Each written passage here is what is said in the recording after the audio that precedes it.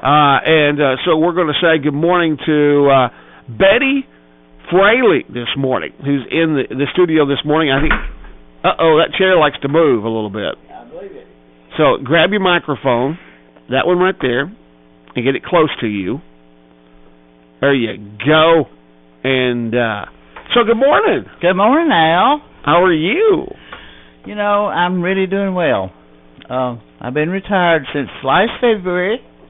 I've done a lot of traveling, and I'm recovering from working all those years. I hear you. You look marvelous. Well, thank you. You know, and who's this character you got with you this morning? This is Eric Van Zant. Good morning. When I worked at the jail for 7 years after I retired, Eric Van Zant was in charge of parenting classes down there. Right. That's the reason I've invited him. I was so distracted at my job when he would be down there teaching a class because I had to listen to him. And I said, how I wish I had had an Eric Van Zant before I became a parent, because those little bundles of joy do not come with instructions. And he does such a super fantastic job with that. The Democratic Party wanted to sponsor a program with Eric Van Zant. So here is Mr. Eric Van Zant. Tell us about your program. Good morning. Of course, like you said, my name is Eric Van Zant. I'm the director of the Campora Family Resource Center. And along with the parenting classes, we offer parenting classes on Tuesdays at 10 o'clock and 4 o'clock. But we also offer parenting classes, as Ms. Fraley had said, at the Franklin County Jail for the reentry program. And the director of the reentry program is Miss Christine Hopkins. So I go there every Wednesday. Now, in the past, I have gone down there on Fridays. And, we have a group of women or a group of men that we talk to. Now, I don't only talk to them about parenting. That is the premise of what we do. But I talk to them about life. So in other things that we do, of course, on Mondays we do anger management. I do anger management with teens and with adults. We have a life skills class that we do on Wednesdays called Boys to Men, and we also have one for young ladies. It's called Teen Empowerment for Girls. We do those simultaneously. On Tuesdays and Thursdays we offer tutoring for elementary school kids. Kids in 1st through 5th grade. So we do that from 3:30 to 4:45. We also have a program called the Christmas Angels, where we purchase clothing for kids, and we'll actually start taking applications for that on Monday, the 16th. So we take applications for that. We make sure that those kids have clothing that they need for school. And some of the children are not in school, so we make sure they have clothing as well. We have a food pantry that we operate daily, Monday through Friday, and that is strictly through donations. So we have people to do food drives and so forth, and bring the food to us, and then we just make sure that people in the community in need get that food. We also have a small clothes closet as well. So those are some of the things that we do at the Campora Family Resource Center. It's really all about just helping families, empowering families, not enabling families, but empowering families to be their very best. That's what Campora is all about. We work for the school system, and we see a lot of children. My wife came home several years ago, and she said, Eric, she said, it's a little boy in my classroom. Well, it's not in a class. He was in the 3rd grade at the time. It's just a little boy in the 3rd grade, and she said his shoes are too small, and his parent has had to cut the toe out of his shoe. Well, of course, what we did is when he got the little fella some shoes. There was another little boy, and he was at the alternative school, and he was actually in middle school, and he didn't have any shoes. And we went to Walmart and got him a couple of pair of shoes, and I wish you could have seen the excitement on the kid's face to get those shoes. He was so excited. So to me, if a child doesn't have basic needs met, they're going to have a hard time functioning in school. They're going to have a hard time performing in school. So it's about reducing those barriers for us. making sure that those children have what they need. And we also, we're housed with the Franklin County Prevention Coalition, and so I serve on their board. They serve on my advisory. And we really try to help each other. They're out combating the issues with drugs. I actually teach some parenting classes that help to combat that as well. And we're just trying to do what we can to alleviate a lot of the issues that we're having in our community that are impacting our children.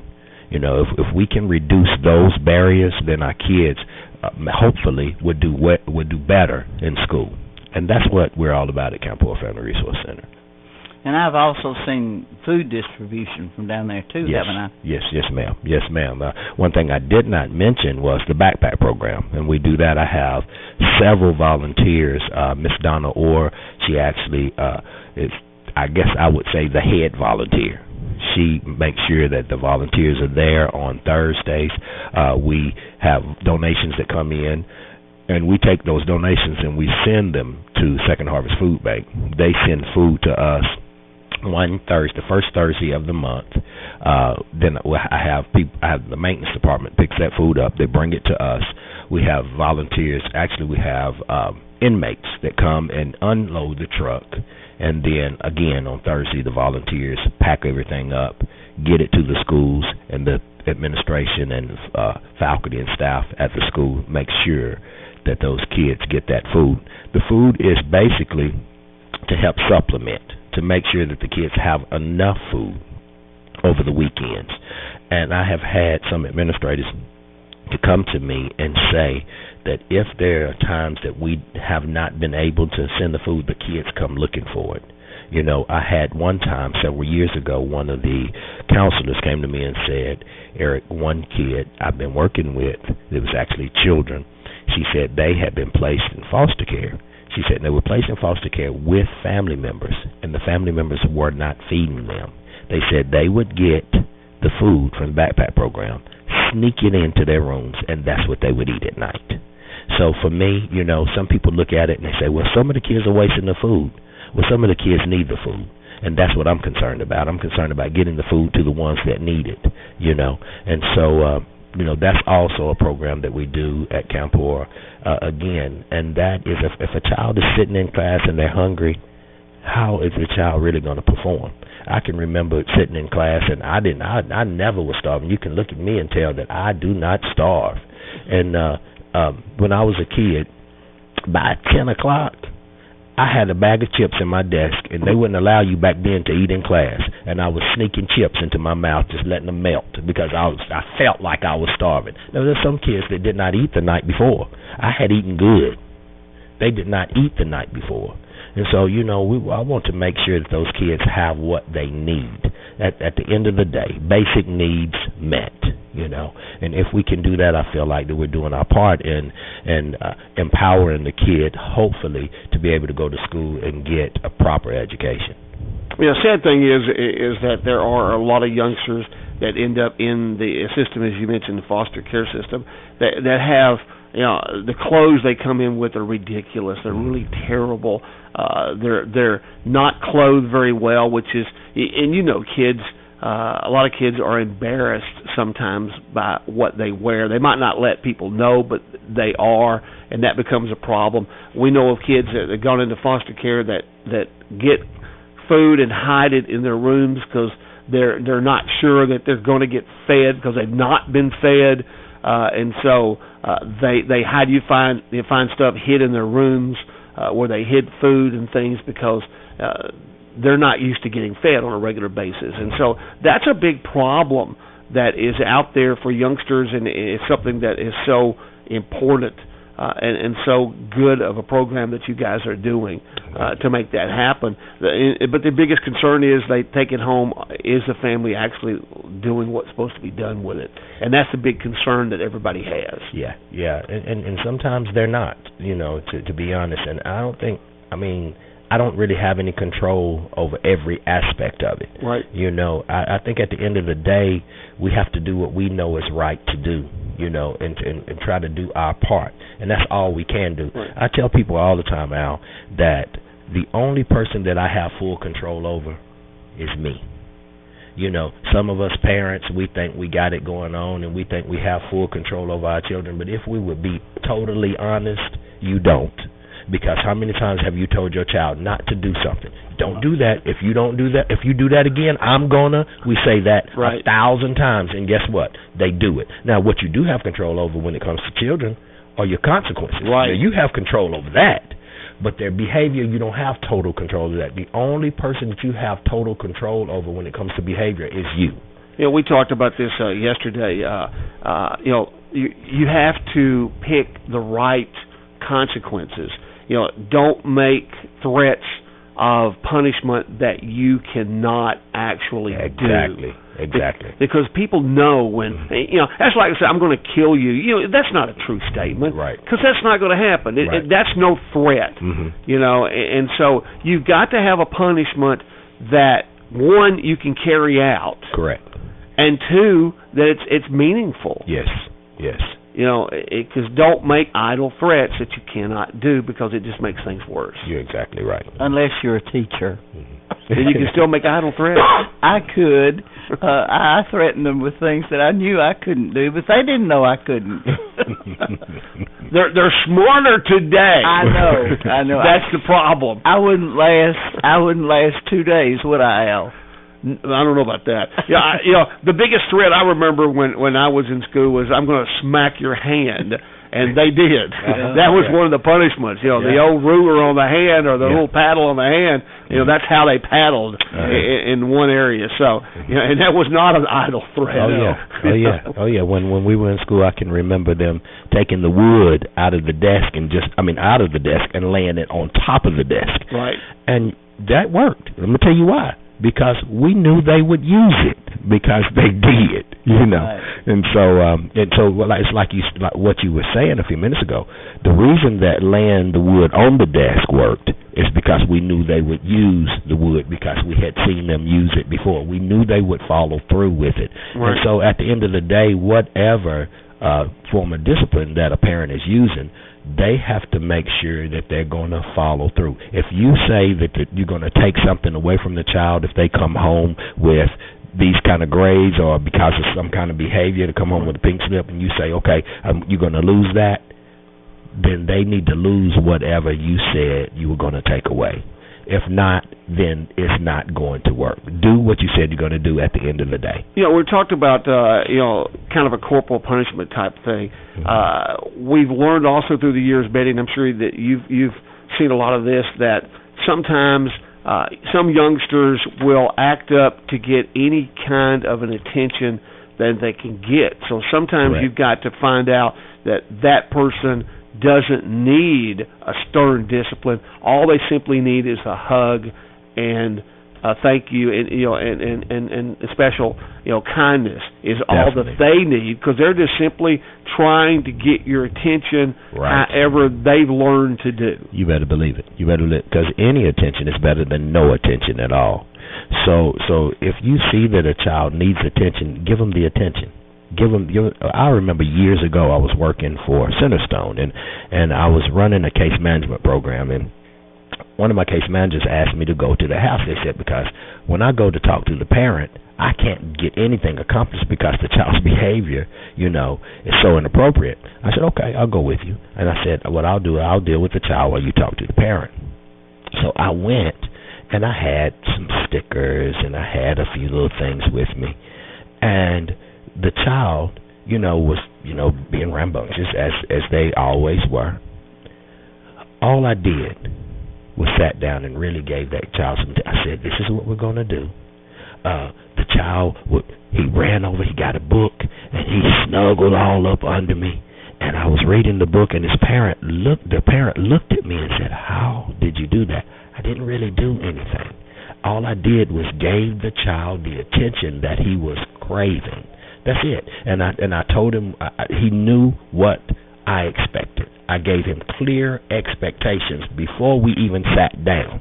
This is what I expect, and this is what I'll do if you meet my expectations. And the child did, and then every time he would do good, I told him, every time I see you doing good, I'm going to give you a thumbs up.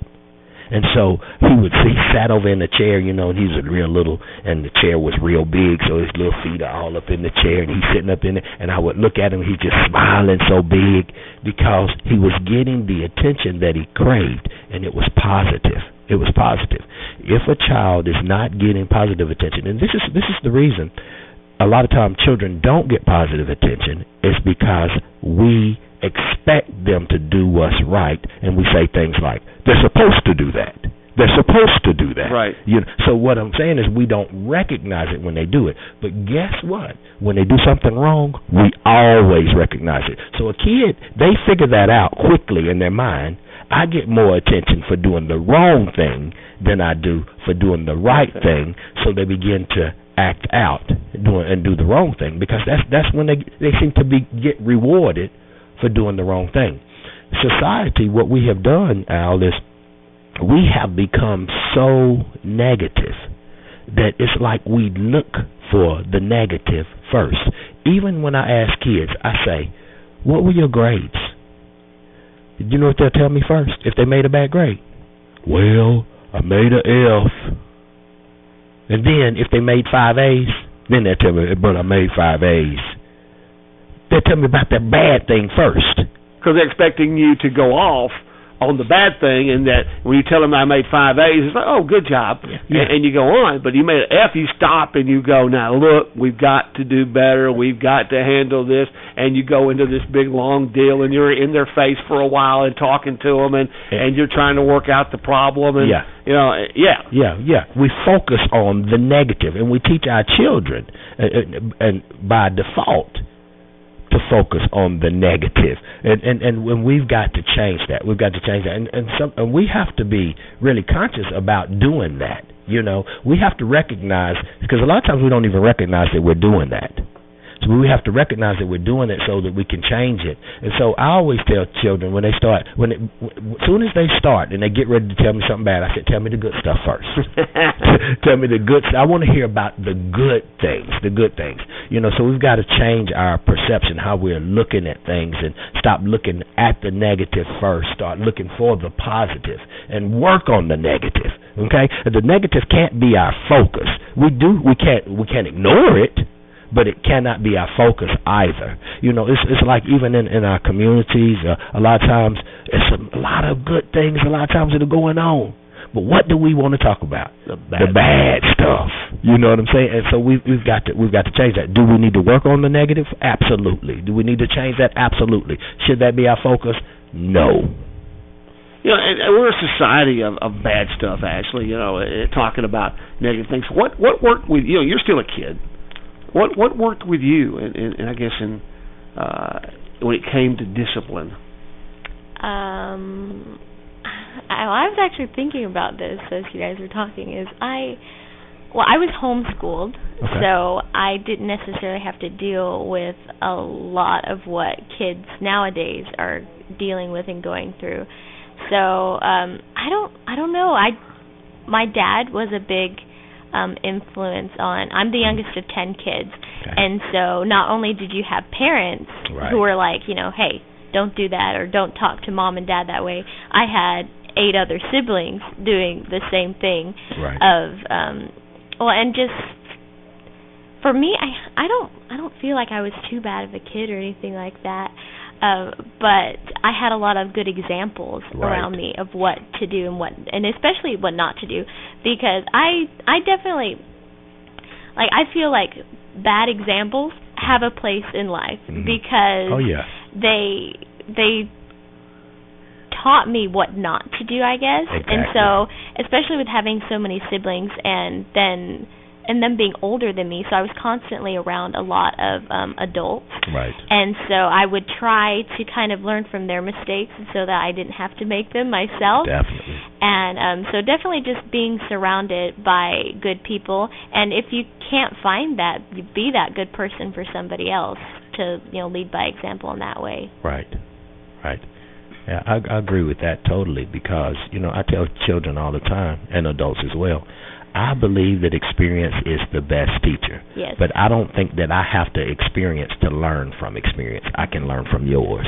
And I think that's what you were saying. You know, yes. You watch some people make some mistakes, and you knew that's not what I need to do. Yes. You know, you can learn what to do from people, and you can learn what not to do. Absolutely. By watching people. Mm-hmm. You know. Well, kids look for role models. Definitely. They look for people that they want to emulate. They want to be like this person, like that person. The problem is we want to be like some of the bad boys, some of the bad girls, and that's what we choose as our role model. We think that's cool. But a lot of that is because they see that they're receiving attention, and that's why they want to be like those people. Mm-hmm. Yeah, I agree.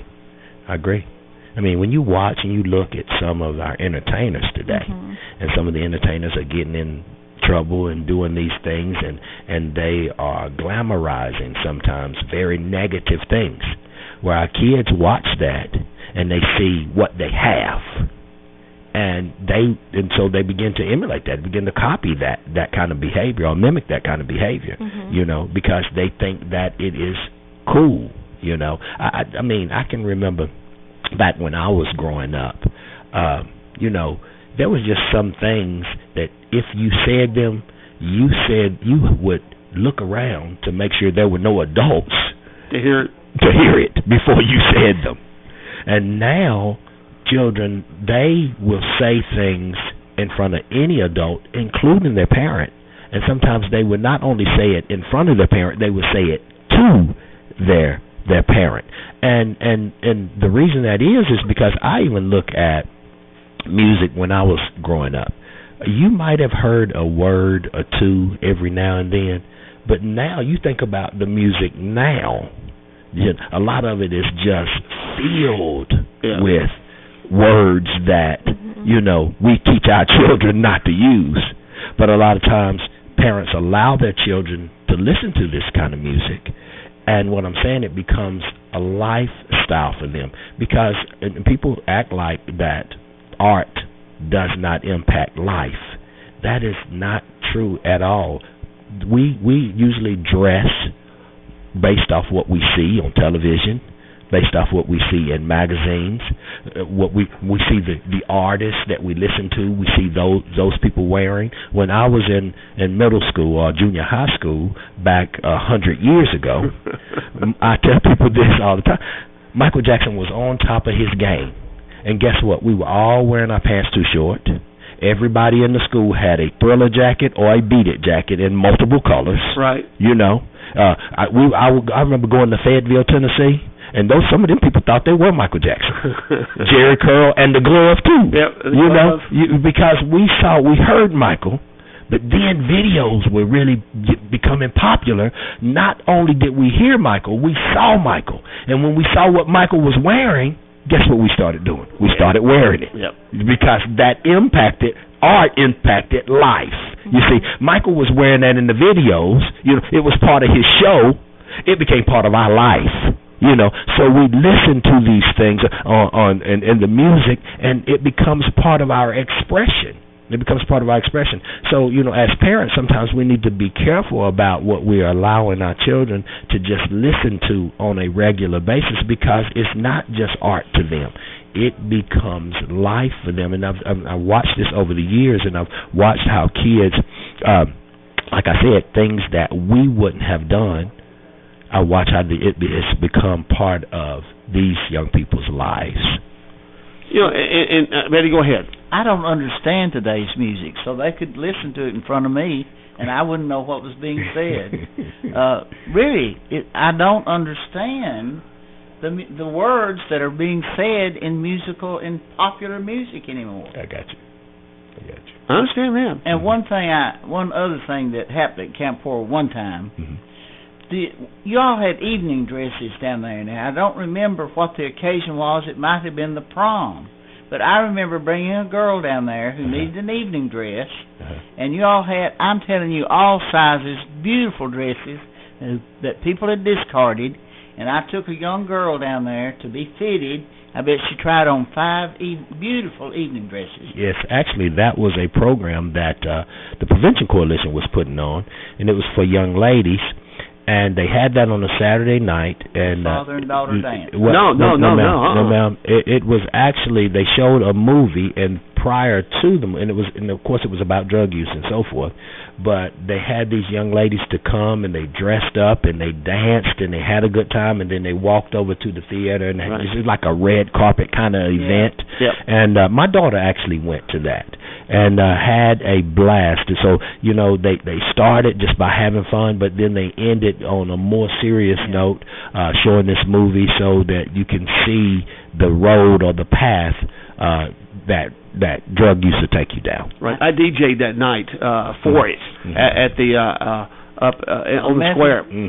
Didn't we go to the Methodist church? No, it was at San Miguel's. San They Miguel. used the back room of San Miguel's, and they had it all decked out. They had all kinds of great food and punch and things, and the kids came in their dresses, and it was so neat. And then they walked over to the theater and watched the movie. I brought a young girl that night. Yeah, I was great. there.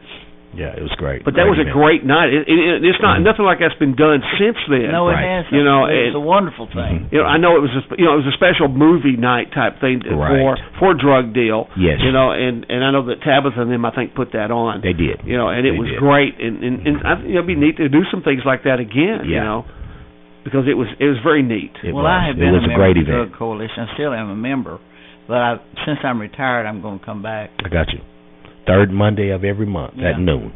Yeah, I can do that now. You brought up a very interesting point about you said that back in the time, kids would say things and look to see if there were any parents around. Right. And then now they've started saying it to the parents. Some kids will say things to their parents to see what kind of reaction they get from their parents, to see how they're going to react to what they say. And sometimes they're once again wanting you to respond in some certain way. Yeah. Okay. We got a phone call. I'm not sure how we're going to get everybody to hear everything that's going on this. But let's go to the phone and see what we got. Good morning. Good morning. Al, this is Christine Hopkins. Hi, and Christine. I just wanted to say the two people that you have on the show this morning have done certainly their part and beyond their part to help our kids in Franklin County. I know both of these people very well, and I know what they've done. And I just want to say thanks to both of them, and I hope every parent out there is listening, because if they need advice on how to raise children, they need to talk to these two people. Eric Van Zandt teaches a parenting class to our inmates every week. And if you haven't heard him in this teach his parenting classes, you need to.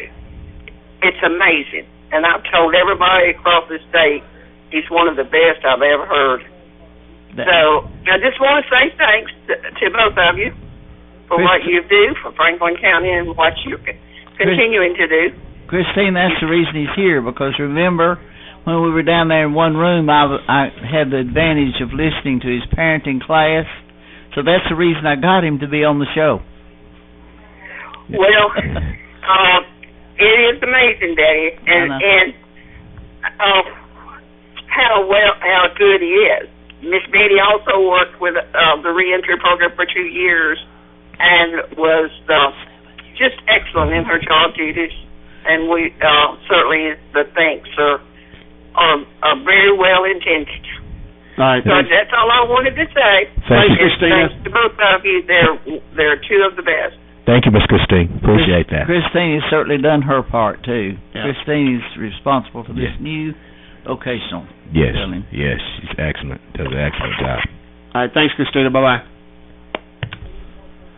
So, and I guess go back to, what you're doing. Is some of these things open to just the general public? Can they come be a part of some of these programs that you're doing? Definitely. Yes. They're free. Yes, and they're free to the public.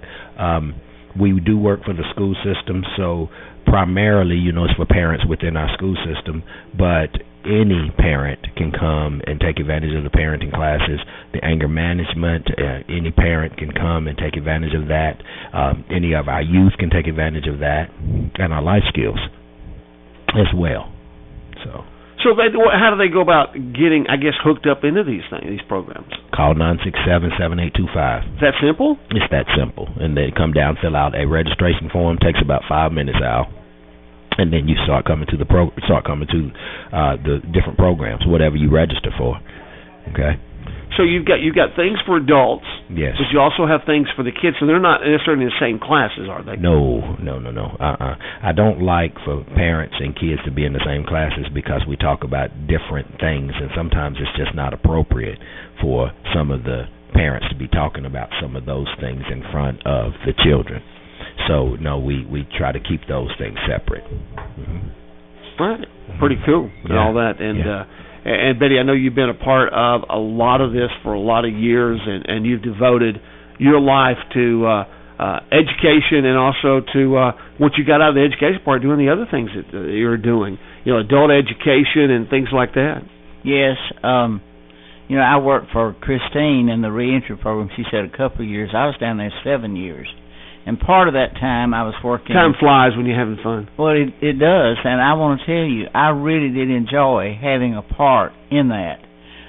We made a difference in some people's lives, and that's what it's all about. Christine does a super fantastic job. See, she has reached out not just in Franklin County. I drove 100 miles and worked 8 hours a day in McMinnville when I worked down there.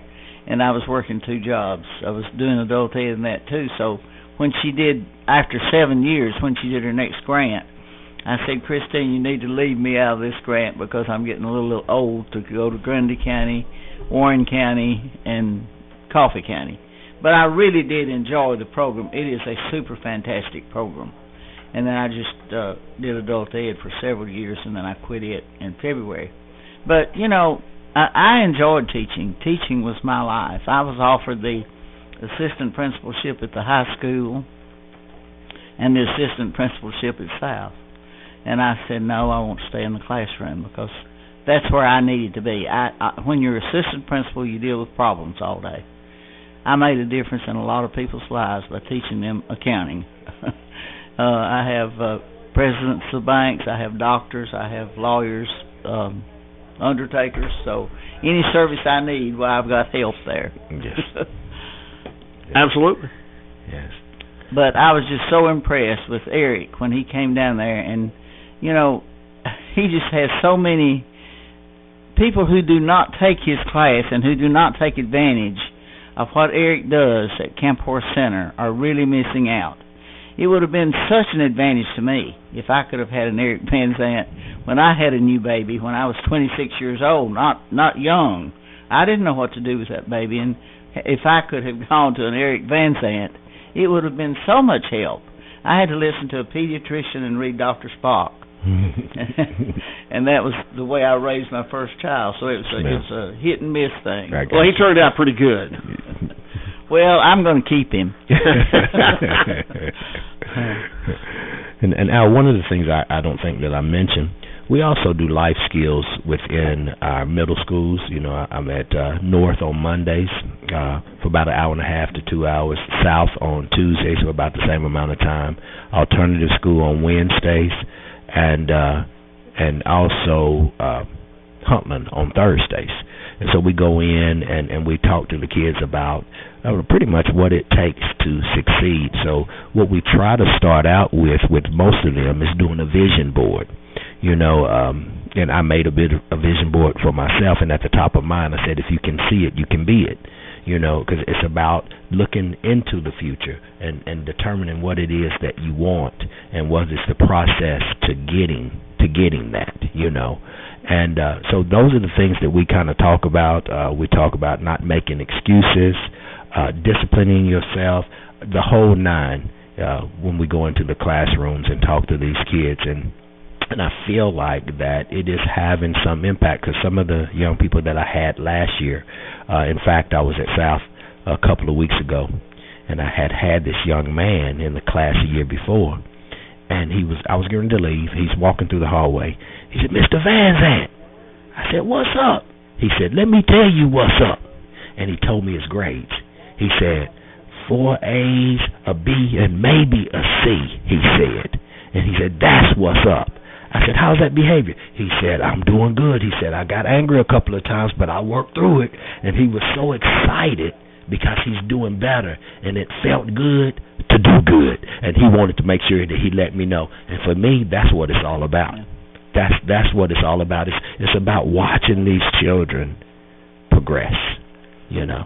You know, you got such a passion in this world, and I got to stop and think for a minute. How did that come about? What is your story? What motivated you into taking this road, this path? Well, really, to be honest, I was a freshman in high school. Well, junior high school, South Middle School, 1985-86. I used to have kids that would come to me at that time and ask me for my advice. I didn't know what to say, but I would tell them something, and then they would come back to me and say, it worked. It worked. And I said, it did? Yeah. So I started thinking, you know what? For your wife's shoe fund. I've been there. Mr. Dan Sidley, I appreciate that. Thank you, sir. How sweet. But that was really nice. But anyway, they would come to me and say these things, and I said, you know, that's what I want to do. I didn't know how exactly I wanted to do it, but I wanted to help people. It just became a passion for me to help people, to do something to help people to get beyond where they are. And so at that point, I said, I'm going to go to college. Because really before then, I wasn't going to go to college. I thank God that he placed me around a bunch of friends that did want to go. Then that caused me to start thinking, well, maybe I could go too. And then when this happened, and I said, I want to go to college, and I want to major in psychology because I want to help people. And that's where it started for me. Not only that, this is I want to show how important a teacher and what teachers say, how it impacts kids. At South Junior High as well, we used to have intramural softball at the end of the year. At the end of the school year, we'd play softball, and you played with your fourth period class. Well, fourth period, I go in, we sit down, and Miss Karen Spencer called the roll, and then she said, after lunch, I want to tell you who I've chosen to be captains of our softball team. We said, okay. She said, y'all go to lunch. We went to lunch. We came back. She said, before y'all went to lunch, I told you that I had chosen captains for our softball team. She said, but let me tell you why I chose these people. So she goes through this laundry list of character traits, of leadership qualities that she saw in these two people. And we sat there and we listened, and I know it took 15 minutes. And we were like, just tell us already. You know. And so she names one person. And everybody's shaking their head, nodding, in agreement, because we knew what she had said before, and we were just in agreement with that choice. Then she named the second person. And when she named the second person, my mouth fell open, because the second person was me. And she saw things in me that I didn't see in myself. And it totally changed how I saw myself. That is what I said, this is what I want to do. But when she spoke that into my life, it became, this is what I can do. You see? And so that's where it all started for me. At about 14, 15 years old, 1985-86 school year, I began to see myself being able to do something to impact people's lives. Because I don't believe that we can necessarily change people's lives, because it comes down to personal choice. But I believe I can impact change in people's lives. I can say something, or I can do something to get people to thinking about doing better. I can show them sometimes how they can do better. At the end of the day, it's still going to be their choice. But if I can do what I can do, then maybe change will come. And that comes back to people like Betty. You know, teachers in the school system sometimes are, you know, individuals out there that have contact with kids, coaches that coach kids in whatever the event is or coaching. And there's so many things that you can coach people in. You just don't know what influence you might have in these youngsters. And and I sit back and I talk all the time about the fact that when Lisa and I got involved in Interact back many years ago, and the youngsters that we see now, and the jobs, as you mentioned, the jobs that they're doing, the impact that they're doing in the community, and think that maybe we had a little bit in molding, that person's character back then. It makes you feel good later on. You better believe it. And my wife teaches as well, and we'll go in stores and kids that she had years ago, that are adults, coming running up to her, and still saying, "You were my favorite teacher." And sometimes you don't, it's like we were saying earlier, it's not that she did anything great. Sometimes it's just showing them love and letting them know that you care. Those little things, and like, Miss Fraley was saying a few minutes ago, about all the people that she's impacted, that she's taught, she's equipped, and she's equipped them with tools that they need to be able to do what they do in their profession. Those are things that you can't take away from those children. And sometimes we don't really realize the impact that we have by sometimes the words that we say. Words, we can have a positive impact, we can have a negative impact by what we say. And sometimes, we forget what we said. We'll say it and forget it. But the person that it impacts, they never forget. Never. The other day I was at Walmart, and this student I had years ago walked up to me and said, "Miss Fraley, I want to take a selfie of you and me. Is that okay?" Right. I get lots of hugs at Walmart. Right. I get lots of hugs at the funeral home every time I go. And it feels good. Yes. It's an interesting point in what's going on and what kind of impact that is out there, and it runs through my head real quick. I'm thinking about what you said about Monday starts applications for the Christmas Angel program. Correct. So you're taking applications of people that are in need. On the other side of the coin, Franklin County has a tendency of stepping to the plate and helping make these things happen. Yes. So while on one hand you're taking applications for people that need this assistance, on the other side you're going to be accepting things. It's like just walking in and giving you a $100 bill. That's right. To help with the shoe program. Right.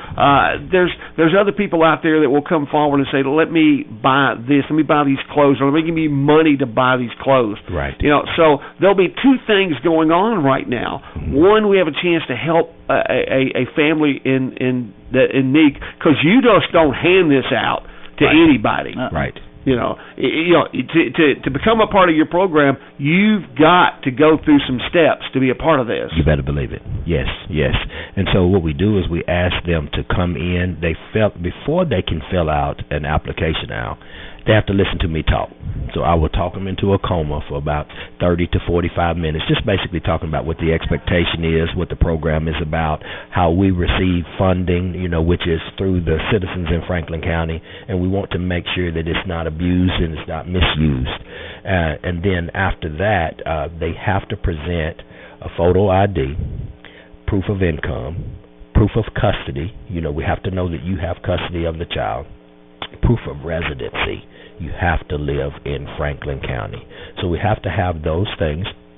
After we get all of those things, then I have a couple of people that come down. They review them. They make sure that they meet all the criteria, and then we serve them.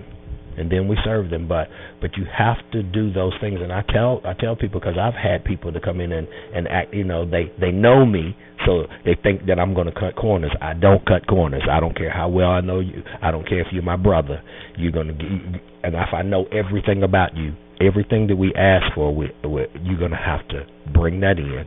We're going to review it, and we're going to make sure that you need the assistance that we are giving. And it's not we're trying to keep assistance away. We want to help people, but we want to help the ones that really, really need it, because we don't want to be helping people that don't need it, because we can't do as much for the ones that really do need it. Last year we were able to spend over $100 per child.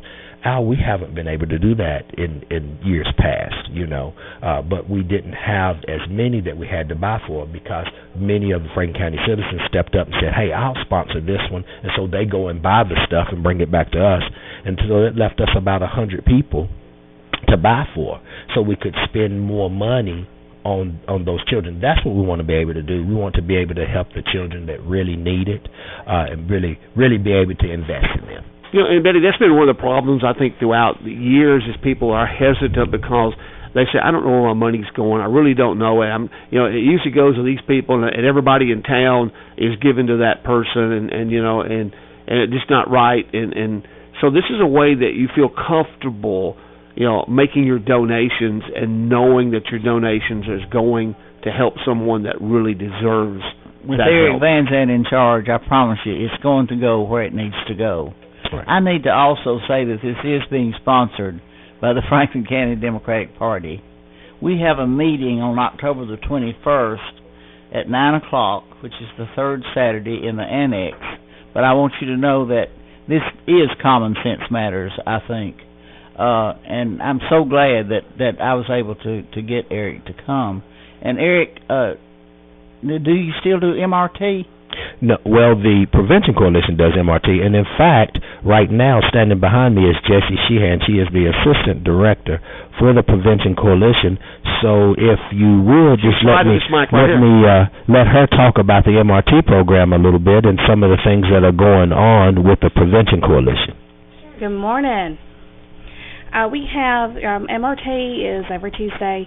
We have 16 people, students enrolled right now. Tell them what MRT stands for. MRT is moral recognition therapy. It is not therapy. It is more of a behavior change. It's group-led. And MRT does a really good job of helping these adolescents take a look at themselves, take a look at the world around them, and what their decisions are doing to them, and where they can go if they change the way that they're making these decisions. We've been doing MRT about 8 years. It's been very successful in this county. Yes. I saw a person the other day who had been at a low ebb and had received counseling. She was an alcoholic. She said, Miss Fraley, it's so much better on the other side that I wish I could go to the jail and talk to those people and tell them how much better it is on the other Right. side. She said, I have a job, I'm supporting myself, and I'm just so happy. Yes. Yes. Now, when people first come to MRT, they don't want to come. No. If they no, this is not what I want to do. I'm not happy doing this, and then before it's over, you can't keep them away. No, we have students that Right. will come back and visit, just give us an update. I have a young lady right now who graduated about 4 months ago, and she still comes every week just to help because they feel good about themselves, and they see that change, and they see that positive reinforcement that they're getting from everyone in their lives, and they want that for the students that are in there. When they first come to us, no, they don't want to be there. They don't think they belong. They're not doing anything wrong. In MRT, we take them through 12 steps, and it's not like AA 12 steps, but there's 12 steps to the program. And when they get to step 4 and 5, that's when you see a big change in them, where they're like, I really do need to be here, and this really is helping me. So it's something that we see within a matter of weeks. We can see a difference in a child. Now, some of these children, tell me if I'm wrong about it, some of these children are court-ordered to be in the program, but there are so many parents that have learned what this is all about, and they take their teenagers and they put them in the program, and people are going like, why would you do that? It's such a builder of confidence and things for these youngsters that to me it ought to be mandatory that every teenager in Franklin County does MRT. Amen. Right. Amen. Right. I can't disagree with that at all. Right now I have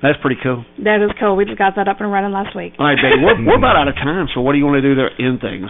Well, I just want to remind you again that we have a meeting October the 21st, the third Saturday at 9 o'clock at the Annex, and we certainly would welcome all of you. It's a good time to be a Democrat, I'd say. Last Saturday night we had a meeting, and appreciate the fact that you were there, Al. We had an overflow. We ran out of food, and we were glad of that. So we had a really big crowd, people we hadn't seen in years, who are coming out again and getting involved. And I'm so glad that that's happening. All right, Eric, thanks for coming out. Once again, if somebody used to get in touch with you, how do they do it? 967-7825.